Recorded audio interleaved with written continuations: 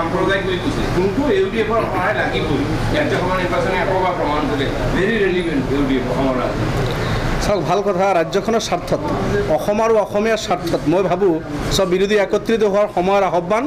এই গতিকে Congress, AIUDF, CPM আৰু ৰাইজৰ দল অখিল গগৈ ডাঙৰীয়া, আমি অসম আৰু অসমীয়াৰ স্বাৰ্থত, ৰাজ্যখনৰ স্বাৰ্থত আমি একত্ৰিত হৈছোঁ আৰু ৰাজ্যসভাৰ কাৰণে আমি এজন কেণ্ডিডেট প্ৰক্ষেপ কৰিছোঁ।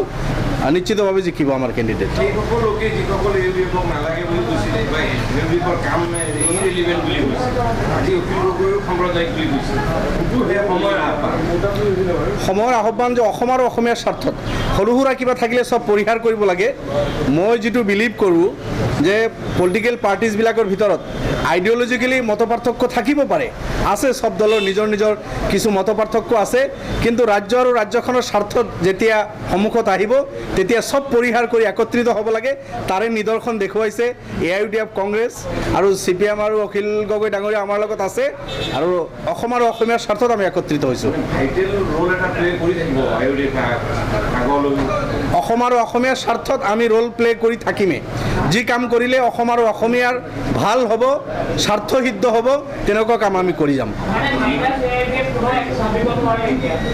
নাই, তেনেকুৱা কথা নহয়। আমি আমাৰ দলৰ দায়িত্ব ল'ব পাৰোঁ। AIUDF দল অসম আৰু অসমীয়াৰ স্বাৰ্থৰ কাৰণে সমৰ্পিত। গতিকে বিধানসভাৰ ভিতৰে বাহিৰে অসম আৰু অসমীয়া 3,30,00,000 জনতাৰ স্বাৰ্থত আমি মাত মাতি যাম, কাম কৰি যাম, কথা কৈ যাম। Okay, thank U.